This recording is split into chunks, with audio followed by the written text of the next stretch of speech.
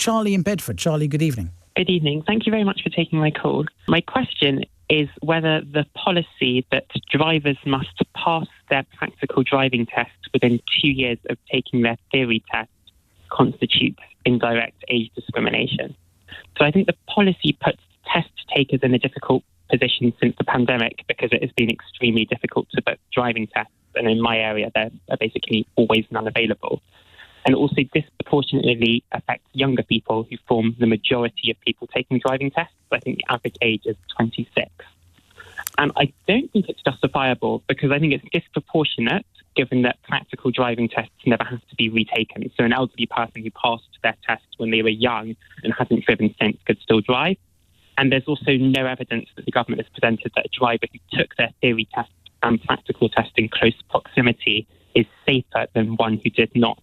And I don't think that necessarily follows logically. It's not obvious because a larger gap between tests would test knowledge retention over time, given that the practical driving test also tests hazard perception and knowledge of the highway code, which is basically what's tested in the theory test.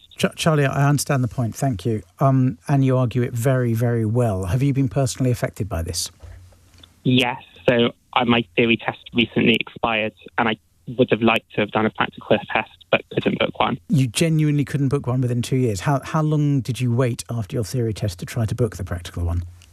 So I was looking at regular intervals since the theory test. And basically you can only book 4 months in advance. And whenever I've looked, there have been none. Oh, that's just shocking. That's really shocking. Charlie, I'm going to answer your question. I mean, the answer might be to... this is a political issue where you vote with your vote at the election, but nothing's going to happen there because driving tests are low priority, as you know. To answer your legal question, is this indirect age discrimination? No, it's not. I'll tell you why. I'm going to dodge addressing the arguments you made. I'm not sure I agree with all of it, but I'm not going to say why I don't agree with it. I'm just going to tell you why the entire argument is never going to succeed. And it's because... Well, there's two reasons, actually. Number one, the Equality Act applies to certain things like jobs and provision of services by companies. It doesn't apply to driving tests, number one, simple point.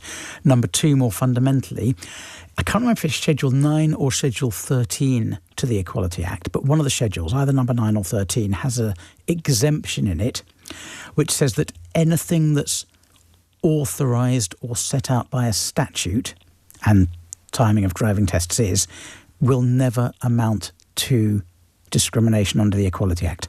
In other words, it's a defence to a discrimination claim if you, meaning here the government, is acting in the way it's acting because that's what the legislation says. So, Charlie, I'm afraid fascinating argument, but legally it's not going to run.